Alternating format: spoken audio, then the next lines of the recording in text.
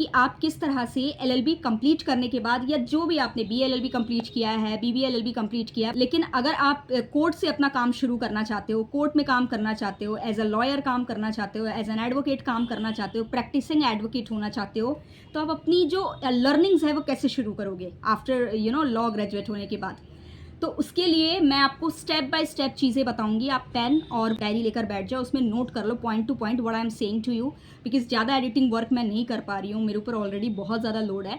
ठीक है, और आप मेरे वीडियो को रिपीटेशन में भी देख सकते हो और नोट करते जाओ सारी चीज़ें। ठीक है, और कुछ भी पूछना हो बेझिझक होकर कमेंट सेक्शन में पूछना, I will reply on each and every comment. Okay, so सबसे पहली चीज़ तो ये कि आप समझ लीजिए आपने एलएलबी कंप्लीट कर ली। अब करीबन 3 से 4 महीने बाद ही बीसीआई का नोटिफिकेशन आता है कि वो एग्ज़ाम ले रहे हैं।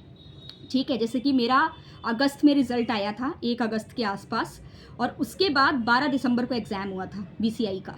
इस बीच क्या प्रॉब्लम आती है, स्टेट बार का प्रॉब्लम आया था मुझे। मैंने स्टेट बार का लाइसेंस लेने के लिए ट्राई किया था। इन लोगों ने चीज़ें पुलिस वेरिफिकेशन में इतना कॉम्प्लिकेटेड, पुलिस वेरिफिकेशन में most of the time problem आती है, और उस वजह से एआईबी का एग्ज़ाम होता है वो छूट जाता है इस वजह से। तो इसलिए इसके लिए सतर्क रहें कि आप लोग जल्द से जल्द, जैसे ही आपका रिजल्ट आए, स्टेट बार के लिए अप्लाई कर दें। स्टेट बार से जो लाइसेंस आपको उठाना होता है, जो इनरोलमेंट नंबर लेना होता है, रजिस्ट्रेशन कराना होता है, वो आप जल्द से जल्द करा लीजिए। It is extremely necessary. ठीक है, नहीं तो बाद में आप फंस जाएंगे और टाइम पर आप एआईबी एग्ज़ाम का फॉर्म नहीं भर पाएंगे। ठीक है, तो सबसे पहले तो आप लाइसेंस लीजिए, क्योंकि लाइसेंस लेने में अगर आपको लेट हुआ तो बहुत प्रॉब्लम होने वाली है। ठीक है, और टेम्प्रेरी लाइसेंस से उतनी रिस्पेक्ट नहीं मिलती है कोर्ट में। So it is extremely necessary कि आप एआईबी जल्द से जल्द फर्स्ट टाइम में ही क्वालिफाइड कर जाए।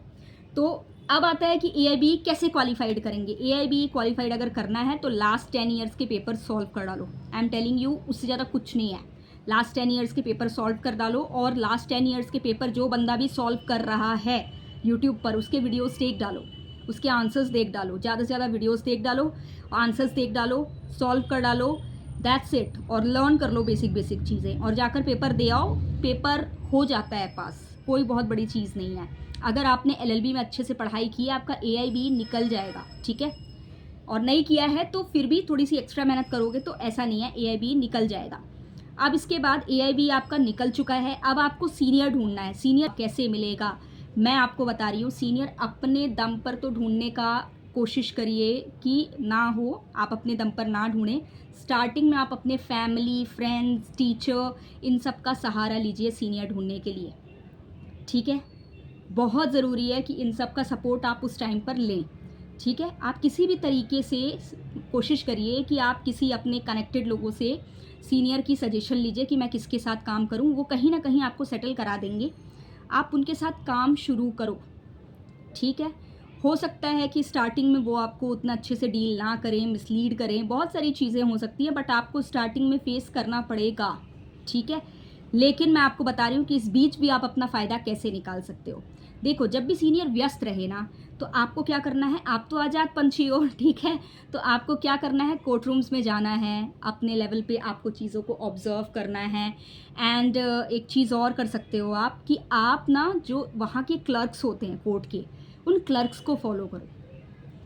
आपको ये बहुत नई चीज़ लग रही होगी, लेकिन ये मुझे छत्तीसगढ़ हाई कोर्ट में पता चला था कि स्टार्टिंग में जो क्लर्क्स होते हैं, जो एडवोकेट्स के क्लर्क्स होते हैं, वो जो मिसलेनियस काम करते हैं, ये एडवोकेट्स को स्टार्टिंग में सीखना बहुत ज़रूरी है। क्योंकि यार स्टार्टिंग में उसके पास इतने पैसे नहीं होते कि वो क्लर्क रखे या फिर कोई जूनियर एडवोकेट अपने अंडर में रखे, उसी को सारे काम करने हैं ना। तो आप सबसे पहले ना मिसलेनियस काम सीखो, और मिसलेनियस काम आपको सबसे बेहतरीन तरीके से क्लर्क सिखा देगा।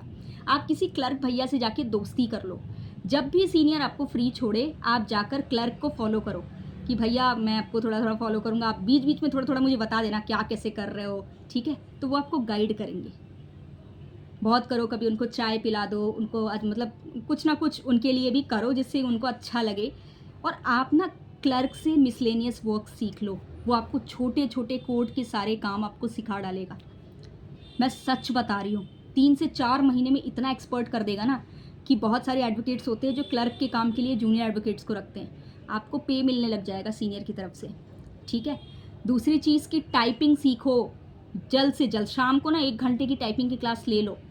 टाइपिंग सीखोगे तो इससे क्या होगा ना कि आपकी प्रिंटिंग के पैसे, टाइपिंग के पैसे बचेंगे।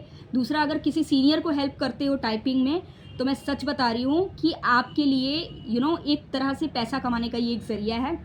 सीनियर टाइपिंग करने वाले एडवोकेट्स को, उनको एडवोकेट अगर टाइप करके दे रहा है ना, तो वो लोग बहुत खुश हो जाते हैं, वो पैसे देते हैं। मैंने अपनी आँखों से देखा है कि जो एडवोकेट, एक होता है टाइप राइटर टाइप करने वाला और एक होता है एडवोकेट। तो एडवोकेट जब टाइप करता है ना, तो सीनियर काफ़ी निश्चिंत रहता है, ठीक है, क्योंकि उसको पता है कि इसको ज़्यादा बेहतरीन तरीके से मेरी जो बातें हैं वो समझ में आएंगी। तो आप इस चीज़ को मान के चलो कि टाइपिंग बहुत ज़्यादा ज़रूरी है। अगर आप फाइनेंशियली वीक हो और आपको स्टार्टिंग में अर्निंग करनी है, तो आप टाइपिंग सीख लो। इंग्लिश टाइपिंग, हिंदी टाइपिंग सीख लो। इंग्लिश टाइपिंग तो कंपलसरी सबसे पहले सीखो। इसके बाद आती है स्पीकिंग स्किल और प्रॉक्सी काउंसिल का काम। सबसे पहले एज अ प्रॉक्सी काउंसिल ही आप जज के सामने जाते हो। मेन काउंसिल कौन होता है? जो कि उस केस का मेन एडवोकेट होता है। और प्रॉक्सी काउंसिल कौन होता है? जो मेन एडवोकेट अगर मौजूद नहीं हो पाया उस दिन उस हियरिंग में, तो उसकी जगह प्रॉक्सी काउंसिल जाता है, मतलब उसका जूनियर जाता है। तो प्रॉक्सी काउंसिल वाले जितने काम है ना, आप वो करो, जिससे कि आपको क्या होगा, जज के सामने खड़े होने आएगा, जज को डील करने आएगा, ठीक है। प्रॉक्सी काउंसिल का काम कौन देगा आपको? आपका सीनियर अगर आपको मौके देता है प्रॉक्सी काउंसिल के, तब तो वाह वाह। नहीं तो आप क्या करो, और अदर सीनियर लोग से भी बोल दो कि सर कभी भी अगर आप नहीं आ पाए, कहीं किसी कोर्ट में मौजूद है, मेरा नंबर रख लीजिए, प्रॉक्सी काउंसिल वाला काम मैं संभाल लिया करूँगा आपका, और कोई पैसों वैसों की चिंता की ज़रूरत नहीं है।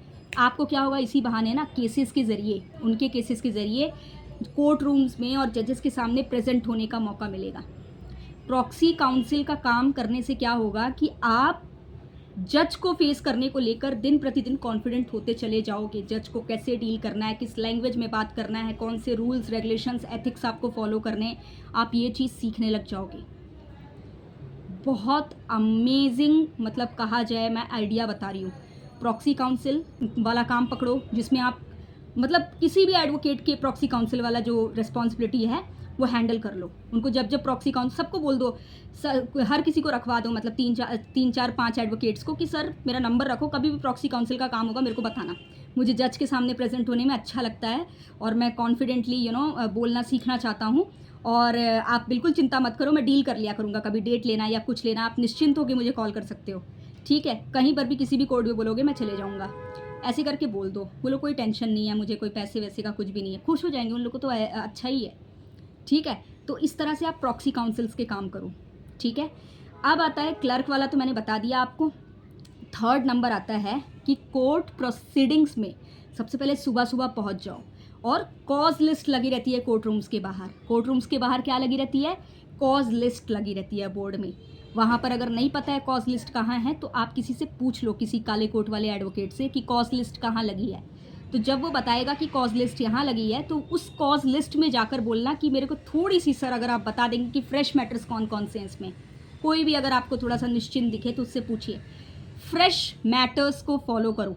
जिसका भी फ्रेश मैटर लगा है, जिस वकील का, उसके फ्रेश मैटर की next date of hearing note कर लो अपनी डायरी में।